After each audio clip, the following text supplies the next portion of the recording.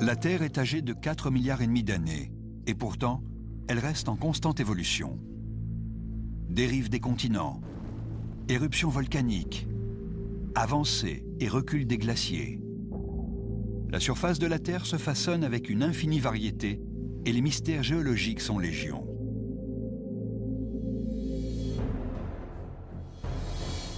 Aujourd'hui, nous partons à la découverte du Loch Ness, dans les Highlands d'Écosse. C'est le lac le plus imposant de Grande-Bretagne. Ses rives sont faites d'une roche qui remonte à l'aube des temps. Ses eaux reflètent un paysage ayant autrefois appartenu au continent américain.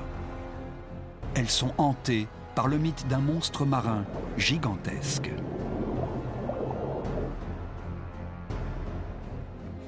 En cherchant à comprendre comment le Loch Ness s'est formé, les géologues vont revenir sur les traces du passé de la Terre elle-même.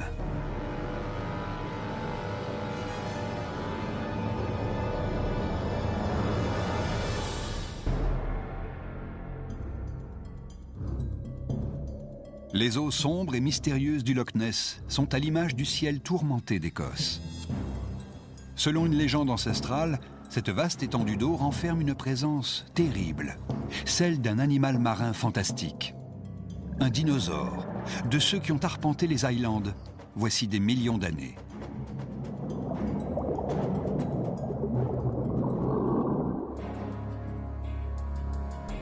S'étendant sur 39 km de long et 2 km de large et plongeant à plus de 230 mètres de profondeur, ce lac, aussi grand que l'île de Manhattan, serait le refuge idéal pour une créature préhistorique. Mais l'existence de celle qu'on appelle Nessie n'est pas la seule énigme qui plane sur ces lieux. La roche des collines surplombant le lac a longtemps intrigué les géologues. Il s'agit d'un grès formé sous un climat aride. Il va être le point de départ de notre enquête sur les origines du Loch Ness. On appelle cette roche le vieux grès rouge, tout simplement parce que c'est du grès de couleur rouge vieux de 350 000 ans. L'une des rives est entièrement constituée de vieux grès rouge. Ce n'est pas tant l'âge de la roche qui intrigue les géologues, mais son origine géographique.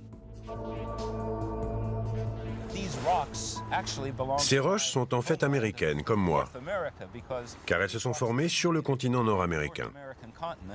Elles n'en font plus partie désormais, mais je me sens un peu chez moi ici en Écosse. Comment les géologues savent-ils que ce vieux grès rouge vient d'outre-Atlantique à plus de 5000 km de là? Ces roches datent de la même période géologique et elles présentent les mêmes caractéristiques que celles des montagnes Catskill. Toute cette partie de l'Écosse était autrefois rattachée au nord-est de l'Amérique du Nord. Pendant plus de 1000 ans, le vieux grès rouge a servi à ériger les châteaux des hautes terres d'Écosse. De l'autre côté de l'océan, il a donné aux bâtiments new-yorkais leur couleur distinctive.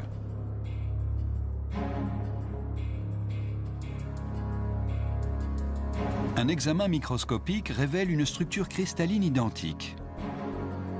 Des analyses chimiques prouvent que ces roches ont le même âge. Mais que fait un bout du continent américain sur les rives du Loch Ness? Pour le savoir, il faut remonter à l'aube des temps et examiner les roches qui constituent le soubassement du nord de l'Écosse. C'est ici que commence l'histoire du Loch Ness. Au nord du lac, le substrat rocheux affleure à la surface. Ce paysage pétri de mystères recèle un passé incroyablement ancien. La roche qui s'élève ici est du gneiss léwissien. Une route a récemment été découpée à travers la roche, mettant au jour une page oubliée du passé terrestre. Les longues lignes noires sont les traces de forage effectuées dans la pierre. Les méthodes modernes de datation par radioisotope fournissent les premiers éléments de compréhension. Ces roches intéressent particulièrement les géologues parce qu'elles remontent aux origines de la Terre. On ne les trouve que sur une douzaine de sites sur toute la planète. Ce sont des roches vieilles de 2,5 milliards à 3 milliards d'années. Le gneiss léwissien gris s'est formé en même temps que la première croûte terrestre solidifiée à la surface de la planète. Après sa formation, il y a 4,5 milliards d'années, une partie de cette croûte s'est mélangée avec les premiers sédiments avant d'être enfouie à nouveau, liquéfiée et repoussée à la surface en un cycle continu pendant plus d'1 milliard d'années. Ces roches témoignent d'une période cataclysmique de l'histoire de notre planète. Lors de travaux de terrassement, des informations cruciales sur les origines géologiques de cette région des Highlands ont été découvertes. Cet affleurement artificiel met en évidence 3 éléments d'un immense puzzle géologique. Tout d'abord, il y a du gneiss gris, vieux de 2,5 milliards à 3 milliards d'années.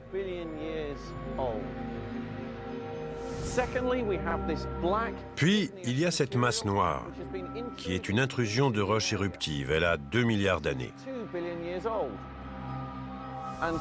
Et enfin, il y a ces intrusions de granit rose entre la roche éruptive et le gneiss gris.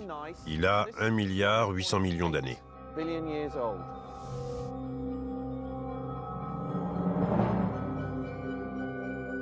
Cet assemblage nous apprend qu'après la formation du gneiss léwissien, une roche plus jeune a fusionné avec la croûte primitive au cours d'un processus extrêmement long. Les roches que nous voyons ici compilent 1 milliard d'années du passé de notre planète. Pour vous donner une idée de ce que cela représente, disons que nous avons résumé sous nos yeux un quart de l'histoire de la Terre. Les roches qui bordent le Loch Ness nous révèlent un épisode primordial de l'histoire de la Terre. Mais elles renferment bien d'autres secrets. D'après les températures et la pression que ces roches ont subies, on sait qu'elles ont autrefois reposé à 80 km sous la surface de la Terre. Ce puzzle nous suggère qu'elles y ont fait 2 ou 3 allers-retours sur une période d'1 milliard d'années.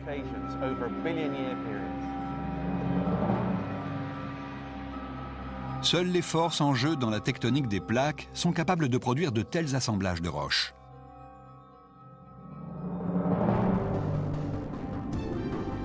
La théorie de la tectonique explique comment les plaques rigides, qui constituent la lithosphère, se déplacent en glissant sur de vastes courants de convection au niveau du manteau terrestre.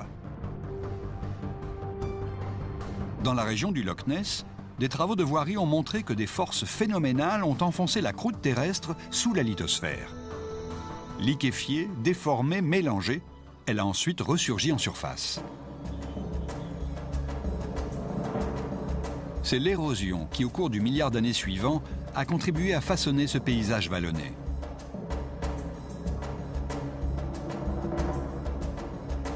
Mais ces collines n'ont pas toujours été aussi verdoyantes. L'atmosphère étant à l'époque moins riche en oxygène, la surface de la Terre ressemblait au paysage lunaire, stérile et désolé. Encore une fois, ce sont ces travaux qui ont mis au jour les vestiges de ces temps reculés. Là où un regard profane ne voit qu'un amoncellement de roches, celui d'un géologue y trouve une source incroyable d'informations. Dans cette trouée, nous avons du gneiss léwissien qui a entre 2,5 milliards et 3 milliards d'années.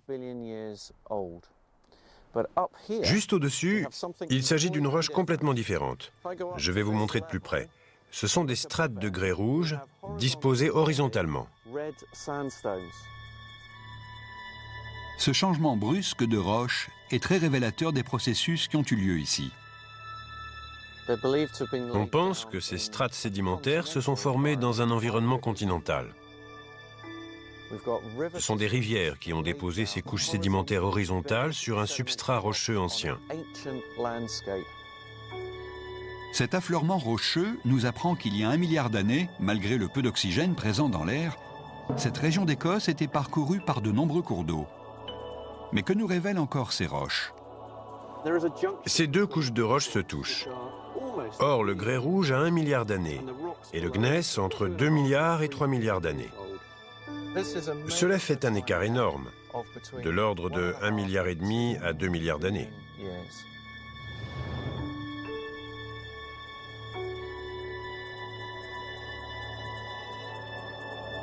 Cet intervalle indique qu'après le tumulte des premiers temps, une longue période de calme a suivi. Elle a duré plus d'1 tiers de l'histoire de la Terre.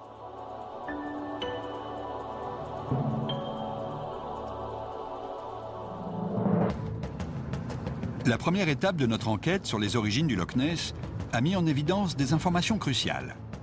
La nature identique du grès rouge écossais et américain prouve que l'Écosse et l'Amérique du Nord étaient autrefois unies.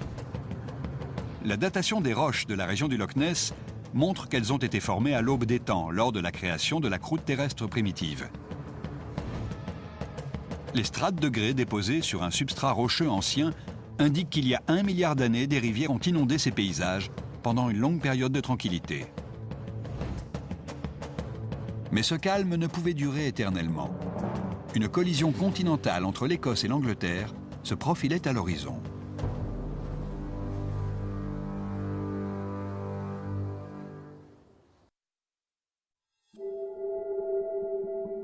Pour comprendre comment le Loch Ness est né, nous devons percer le secret des processus géologiques qui ont façonné les Highlands. C'est une découverte étonnante dans les années 1880 qui suscite l'intérêt de la communauté scientifique pour le Loch Ness. Des géologues ont trouvé une séquence de roches insolites au nord du lac. Visible à flanc de coteau, une masse imposante de gneiss léwissien très ancien surmonte une couche de roches beaucoup plus récente. Jusque-là, toutes les observations avaient montré que les roches se superposaient dans un ordre chronologique des plus anciens aux plus récentes. Pour tenter de comprendre cette aberration géologique, un homme va conduire une expérimentation novatrice. Il y a 125 ans, un géologue de l'époque victorienne a parcouru la région pour en dresser la topographie. Il s'appelait Henry Cadell.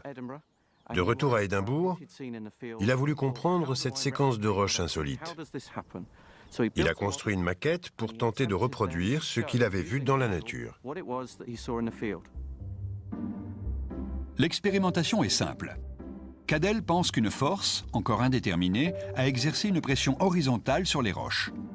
Cela expliquerait cette séquence géologique inversée. Pour éprouver sa théorie, il met au point un dispositif contenant une superposition de sable et d'argile. Le professeur Underhill va répéter la même manipulation. Il alterne des couches de sable noir et de plâtre de Paris.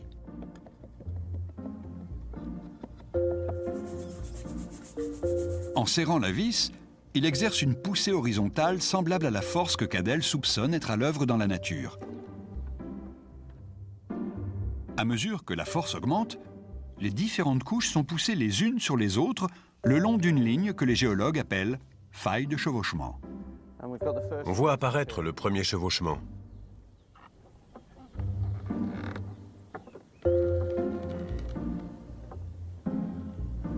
Regardez, en voilà un deuxième.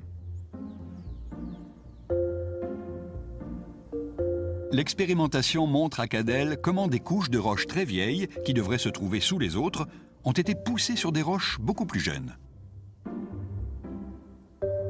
Cela donne de très belles structures. On voit une faille de chevauchement ici, qui a dédoublé la couche blanche. Une autre ici, et la dernière par ici, qui forme un angle moins important vers la gauche. Ce dispositif très simple a permis de reproduire et de comprendre ce qui se passe dans la nature. C'est grâce à ce genre d'expérimentation rudimentaire que Cadell et les savants de son époque ont réussi à décortiquer les processus géologiques qui ont modelé la région. On ne peut pas faire plus limpide et plus simple.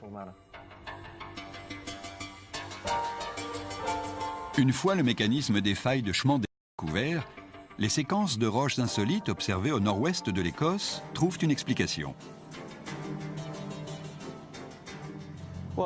La pente suit le plan de chevauchement. En dessous, on trouve une succession de quartzites roses relativement jeunes. Au-dessus, on trouve de la roche grise, qui n'est autre que du gneiss léwissien. La ligne le long de laquelle la roche grise ancienne a glissé sur la roche rose plus récente est la ligne de chevauchement, comme celle mise en évidence dans l'expérimentation de Cadell. Les géologues savent désormais que ces lignes de chevauchement témoignent de la collision entre deux continents. Mais de quel continent s'agit-il? Et quel rapport cela a-t-il avec la formation du Loch Ness? La piste des lignes de chevauchement nous emmène sur un site voisin présentant de grandes similitudes, le Charriage du Moine. C'est l'une des lignes de chevauchement les plus importantes de la planète. Elle s'étire sur plus de 190 km à travers le nord-ouest de l'Écosse. Le professeur Underhill connaît un des rares endroits où elle est visible. La superposition apparemment insignifiante de ces deux couches de roches indique en fait la ligne de chevauchement. Sa découverte fit l'effet d'une bombe dans la communauté géologique. La roche sombre de la partie supérieure vient d'Angleterre, mais le calcaire jaune en dessous est d'origine inattendue. Tout comme le vieux grès rouge du Loch Ness, cette roche vient du continent nord-américain. Ce détail est riche en informations sur la naissance du Loch Ness. Le plus fascinant, c'est de savoir que nous avons sous nos yeux le point de rencontre entre deux continents. En ce dimanche après-midi pluvieux dans les collines d'Écosse, je touche la jonction du bloc Amérique nord-ouest de l'Écosse avec l'Angleterre, telle qu'elle était il y a 425 millions d'années.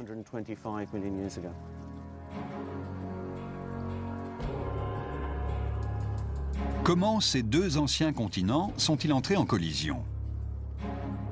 Il y a 450 millions d'années, un supercontinent, incluant l'Amérique du Nord et l'Écosse, s'étendait à cheval entre les deux hémisphères.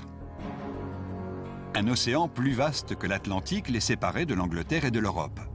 Ce sont les forces en jeu dans la tectonique des plaques qui ont lentement poussé les deux masses continentales, l'une vers l'autre.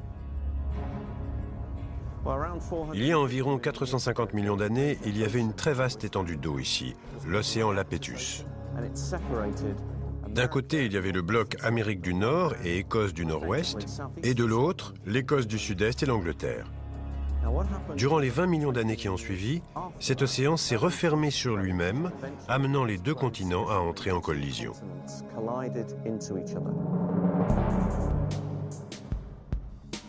La collision entre l'Amérique et l'Europe fait glisser les couches de roches les unes sur les autres, élevant une chaîne de montagnes plus haute que l'Himalaya. L'Écosse du Nord-Ouest, toujours rattachée à l'Amérique, fusionne avec l'Angleterre. Mais quel est le lien entre cette collision et la naissance du Loch Ness? Pour tenter de le comprendre, retournons sur les rives du lac. Ce qui est frappant quand on regarde le Loch Ness, surtout depuis ce point de vue, c'est sa forme allongée, pratiquement en ligne droite sur près de 30 km. Un géologue me disait que cette topographie très singulière devait avoir une explication. La nature ne produit pas de ligne droite. Il y a donc une structure qui détermine la forme allongée du Loch Ness. Cette structure, c'est la faille géologique des Highlands, formée durant la collision continentale, voilà 425 millions d'années.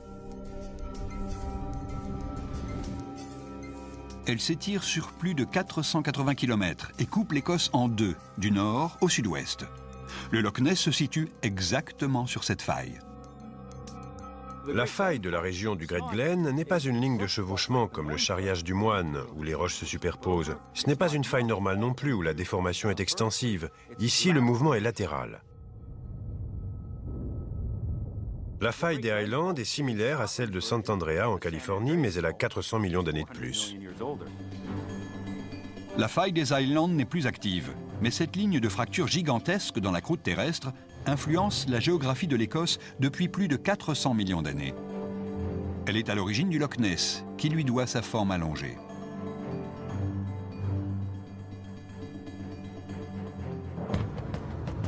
Le Loch Ness a un passé géologique mouvementé. Des failles géologiques témoignent de la collision de deux continents. Le calcaire jaune sur le site du Charriage du Moine nous apprend que l'Amérique du Nord et l'Écosse sont entrés en collision avec l'Angleterre il y a 450 millions d'années. La forme du Loch Ness épouse la ligne de faille des Highlands générée durant la collision continentale. Après cette jonction, la tectonique des plaques a continué à faire dériver l'Écosse vers le sud de la planète. Partons sur les traces de ce périple incroyable.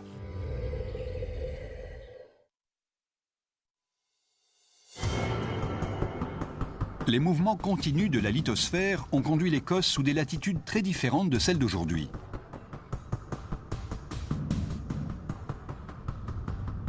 Connaître le climat qui régnait à l'époque nous permettra de localiser cette dérive. Où se trouvait l'Écosse à l'ère jurassique il y a 165 millions d'années?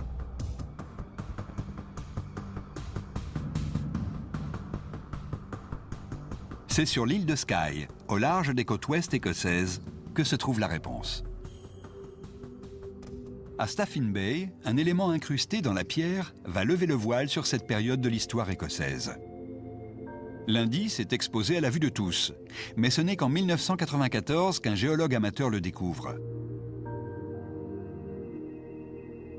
Sur les roches planes de cette plage appréciée des baigneurs, il y a l'empreinte fossilisée d'un dinosaure gigantesque.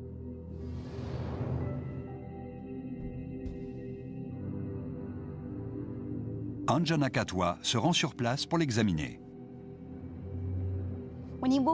C'est très excitant de se dire que des dinosaures ont parcouru ces mêmes rivages il y a 165 millions d'années. Admirez cette magnifique empreinte de mégalosaure. Le mégalosaure est un prédateur carnivore de près de 7 mètres de haut, ayant vécu à l'époque du Jurassique.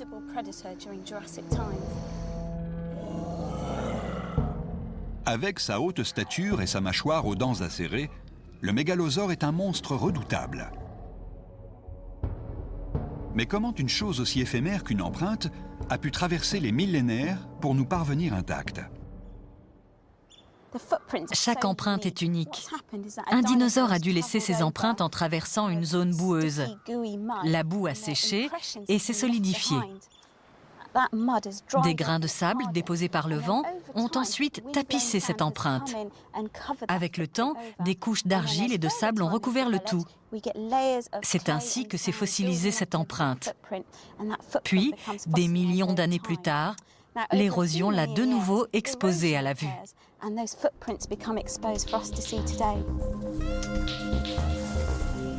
Anjana Katwa va faire un moulage en plâtre de l'empreinte afin de pouvoir l'examiner plus attentivement. Nous faisons un moulage afin de répertorier les empreintes et les étudier au labo. En les examinant de près, nous allons pouvoir deviner comment vivaient ces créatures. Le moule en plâtre révèle une empreinte de dinosaure vieille de 165 millions d'années. Ce qui est frappant, c'est de voir comment l'orteil du milieu est plus profondément enfoncé et comme il pointe vers l'avant. Cela indique que le dinosaure se déplaçait à vive allure, appuyant fortement sur ses 3 orteils avant. Il devait courir après une proie.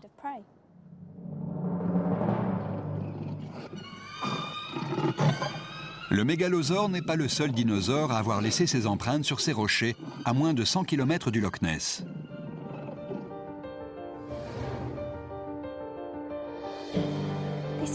Voici la plus petite empreinte de dinosaure que l'on ait trouvée sur toute la planète. Elle est grosse comme mon ongle. On pense qu'il s'agit du Colophysis. Ce qui est intéressant, c'est que la petite empreinte, appartenant sans doute à un spécimen très jeune, est incrustée dans celle d'un individu adulte. Tout nous pousse à croire que les plus jeunes se déplaçaient à la suite de leurs parents, en groupe. Les adultes devaient s'occuper des petits. Grâce aux empreintes de Colophysis et de mégalosaures incrustées dans la roche, les géologues peuvent reconstituer l'histoire de la région du Loch Ness pendant la période du Jurassique.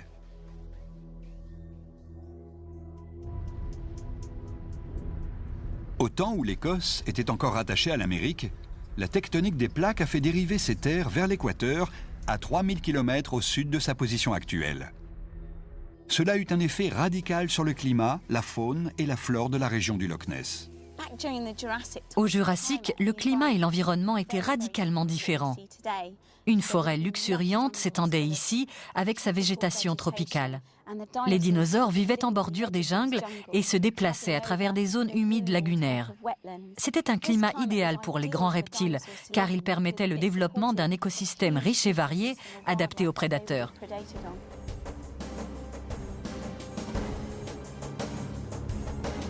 Des os de plésiosaures ont récemment été mis au jour sur l'île de Skye. Cette découverte a enflammé l'opinion publique, qui a tout de suite vu une ressemblance troublante avec la silhouette au long cou de Nessie.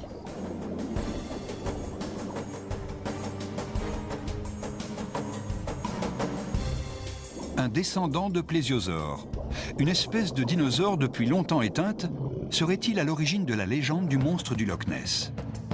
L'examen topographique et géologique de la région révèle un passé extraordinaire.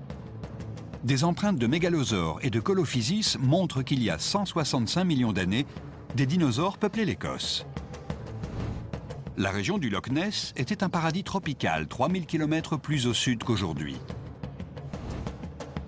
100 millions d'années plus tard, sous l'action continue de la tectonique des plaques, la région du Loch Ness va se séparer de l'Amérique. Les dinosaures se sont éteints il y a alors 5 millions d'années.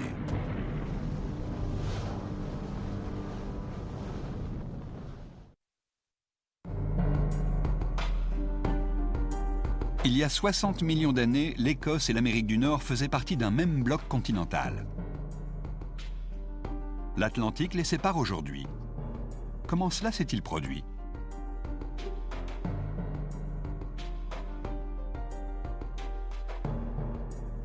Le paysage de l'île de Skye va nous permettre de comprendre le cours de ces événements passés.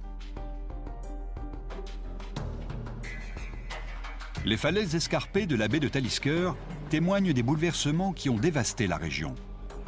Toutes ces roches sont en effet un amas de lave solidifiée.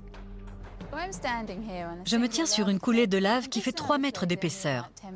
La falaise derrière moi, qui est une superposition de plusieurs coulées de lave, s'élève à plus de 45 mètres et s'étend sur des kilomètres à la ronde. Il s'agit de basalte, la même roche que l'on trouve de nos jours lors des éruptions des volcans d'Hawaï ou d'Islande.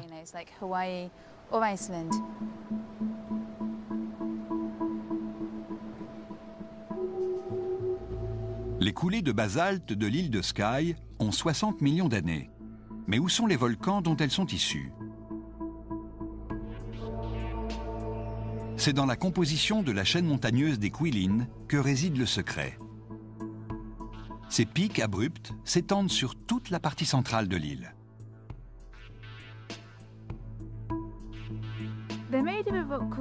Ces montagnes sont composées de gabbro.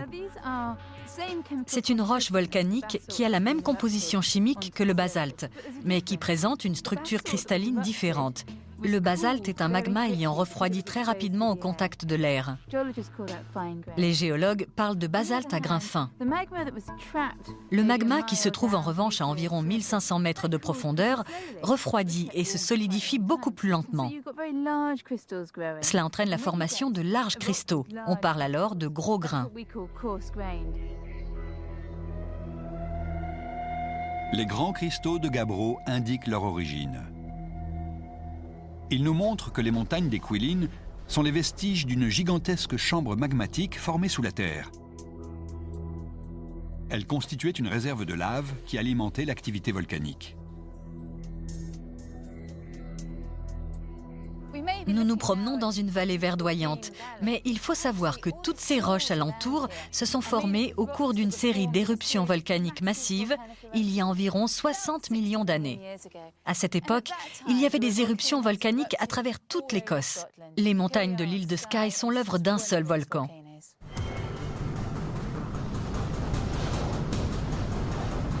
L'île de Skye, à elle seule, a vu surgir plus de 2000 km3 de lave. Cela suffirait à recouvrir la France métropolitaine et l'Angleterre sur plus de 3 mètres.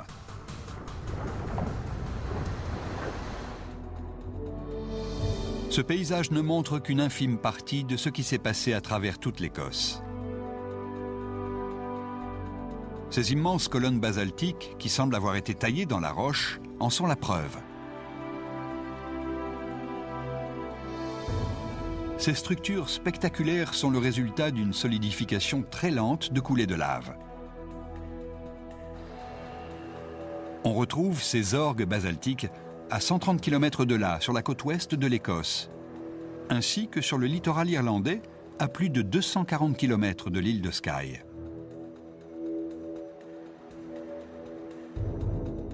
Toutes ces formations ont 60 millions d'années. Elles ont pour origine les mêmes séries d'éruptions volcaniques qui ont eu lieu sur des centaines de kilomètres à la ronde. Reste à découvrir ce qui a engendré une telle activité volcanique. L'aspect des affleurements rocheux indique d'où vient cette lave et quel a été son rôle dans la naissance du Loch Ness. Nous avons ici une coulée de lave solidifiée. Il s'agit de lave Pahoehoe, comme l'appellent les Hawaïens. En refroidissant au contact de l'air, elle forme en surface un amas de cordes, comme une série de rides, sous laquelle la roche en fusion continue de couler. C'est très rare de pouvoir observer une telle structure sur des laves aussi anciennes. Cela nous indique quel type de magma a été émis par ce volcan.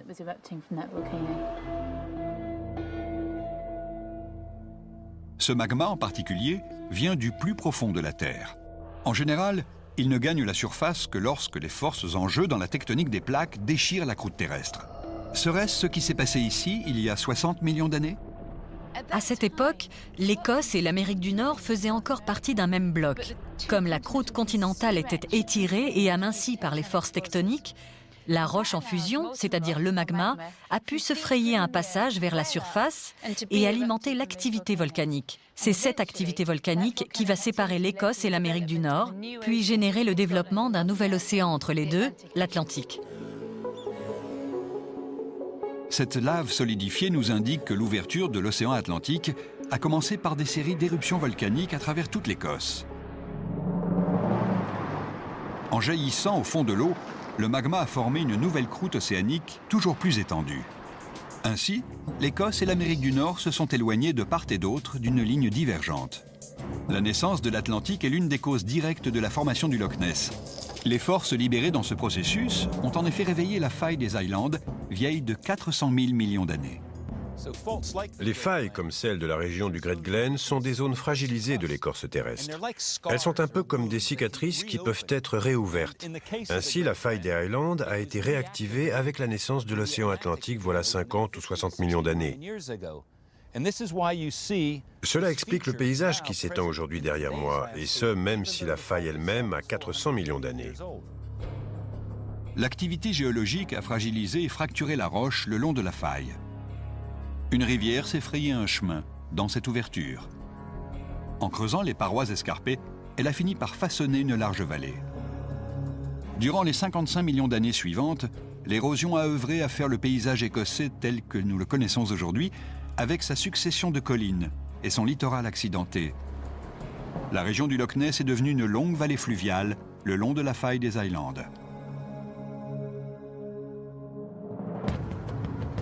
Pour comprendre les origines du Loch Ness, nous avons dû revenir sur la formation de l'Écosse.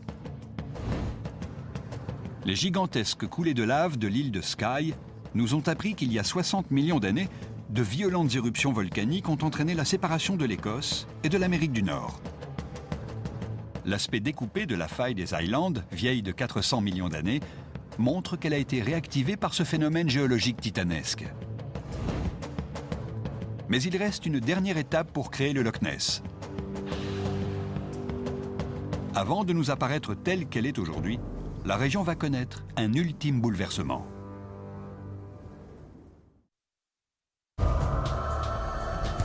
Notre enquête a retracé 3 milliards d'années d'histoire géologique chaotique pour en venir à ce qui s'est passé voilà seulement 10 000 ans.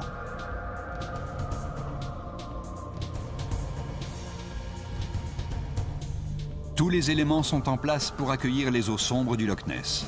Il reste à découvrir ce qui a véritablement donné naissance à ce lac si mystérieux. Peut-être trouverons-nous dans le secret de ses origines la vérité sur le monstre légendaire qui hanterait ses fonds. Au XIXe siècle, l'intérêt des géologues se tourne vers la région des Highlands. En 1838, l'un des grands scientifiques de l'époque, Charles Darwin, se rend à Glenroy. Il veut étudier les processus géologiques ayant eu lieu dans cette vallée, située à une trentaine de kilomètres du Loch Ness. Depuis des siècles, 3 lignes parallèles s'étirant à flanc de coteaux de part et d'autre de la vallée intriguent promeneurs et scientifiques. Près de 10 mètres séparent la première et la deuxième strie. Ces routes, parallèles comme elles ont été baptisées, sont visibles sur plus de 30 km. Mais quelle en est l'origine ?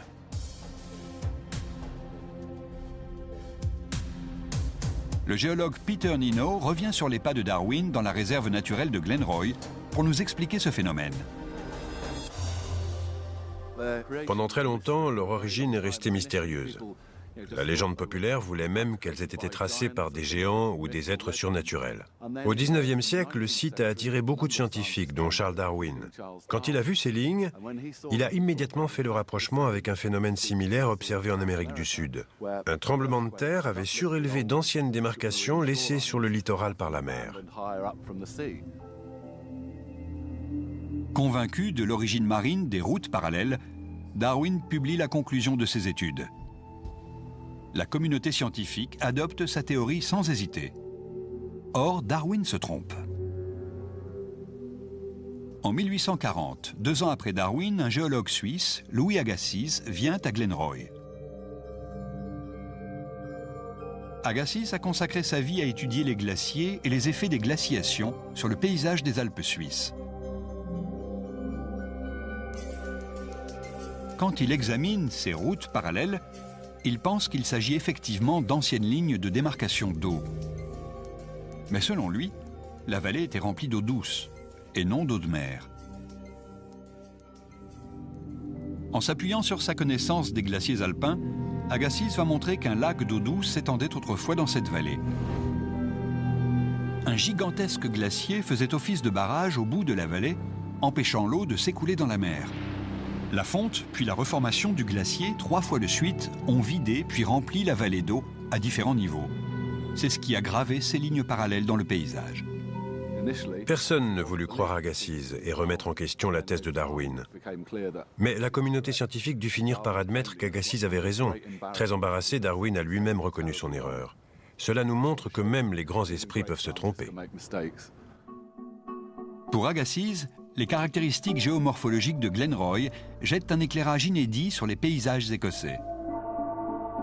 Il en tire la conclusion surprenante à l'époque que l'Écosse entière avait été recouverte de glace.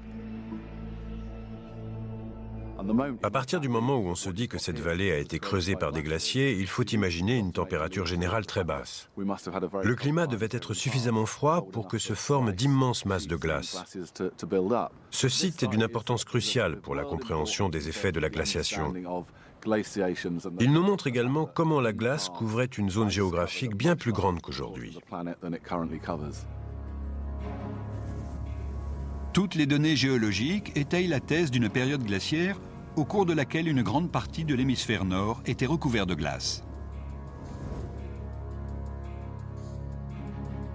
Depuis les travaux d'Agassiz, les géologues ont cherché à mieux comprendre le rôle des glaciers dans la formation du Loch Ness. Il y a environ 2,5 millions d'années, les températures globales ont chuté, entraînant une série de glaciations. Elles se sont produites à peu près tous les 100 000 ans. À chaque avancée des glaciers, les températures chutent. En hiver, il faisait au minimum 15 degrés de moins qu'aujourd'hui. Les glaciers s'épaississaient à mesure que s'accumulaient les couches de neige. La glace qui couvrait le centre de l'Écosse faisait entre 900 et 1200 mètres d'épaisseur. Dans la région du Loch Ness, elle devait faire au moins 600 mètres. Seuls les plus hauts sommets émergeaient de cet océan blanc. La neige s'étendait à perte de vue. Mais quel rôle cette étendue de glace a-t-elle eu dans la naissance du Loch Ness? Le lac lui-même est difficile à étudier de par sa profondeur. Mais il suffit d'aller à une trentaine de kilomètres au sud, dans la vallée de Glencoe, pour trouver la réponse à notre question. Glencoe est un lieu emblématique de l'histoire écossaise. En 1692, il fut le théâtre d'un horrible massacre perpétré par le clan Campbell à l'encontre des MacDonald. C'est la forme de cette vallée qui va nous fournir des renseignements sur les origines du Loch Ness. Si on pouvait drainer toute l'eau du Loch Ness, on s'apercevrait que son lit est une vallée de cette forme. Quand on regarde la vallée de Glencoe, on voit qu'elle a des versants très abrupts et un fond plat, caractéristique d'une vallée modelée par les glaciers. C'est l'érosion glaciaire qui, au fil du temps, a transformé une vallée en forme de V en une profonde vallée en forme de U. Les glaciers ont un fort pouvoir d'érosion. En avançant, ils emportent de vastes quantités de débris rocheux qui, en étant charriés par des millions de tonnes de glace, ont un effet abrasif sur le paysage. C'est ainsi qu'ils creusent et modèlent la vallée pour lui donner une forme de U caractéristique.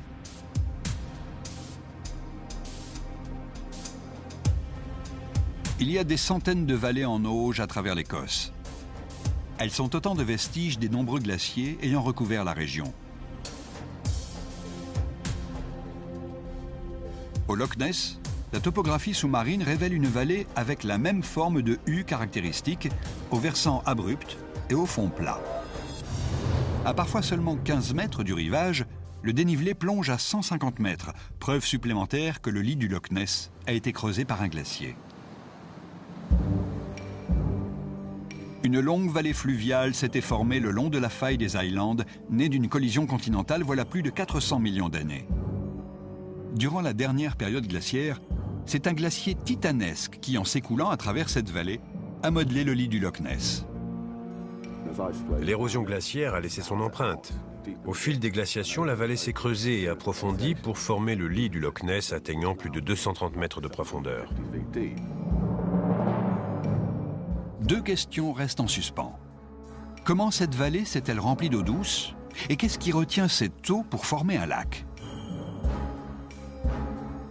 Les débris de roches qui jonchent une colline de 75 mètres de haut à une extrémité du loch fournissent des éléments de réponse. Ces cailloux ont une forme arrondie et un aspect poli. Cela indique qu'ils ont été charriés par de l'eau.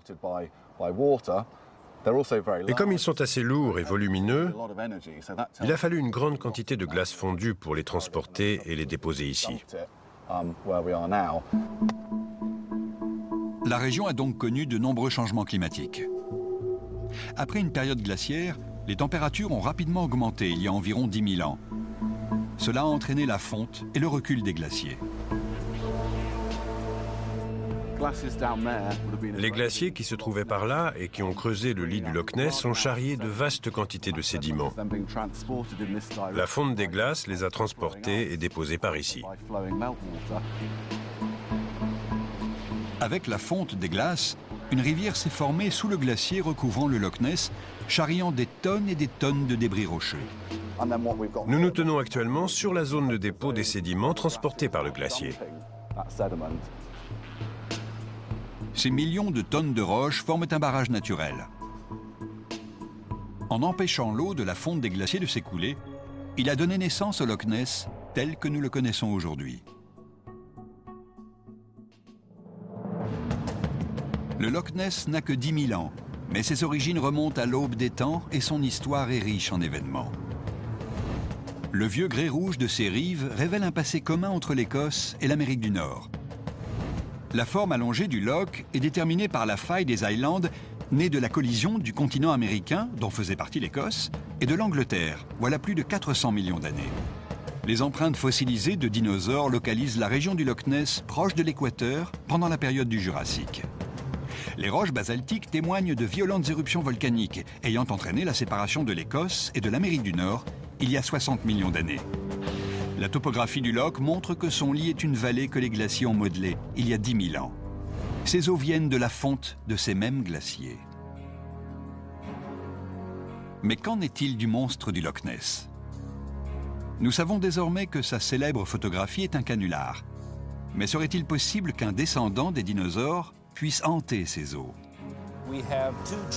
Deux faits géologiques réfutent la possibilité de l'existence d'un dinosaure dans le Loch Ness.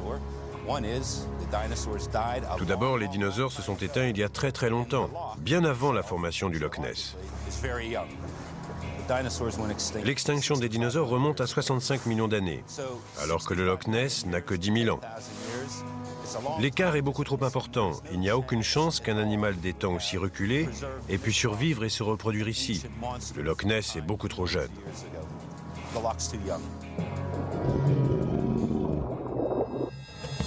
D'un point de vue géologique, il est impossible que le Loch Ness abrite un dinosaure qui aurait, de façon extraordinaire, survécu depuis le Jurassique. Le passé du Loch Ness renferme de nombreux mystères, mais pour la science, Nessie n'en fait pas partie.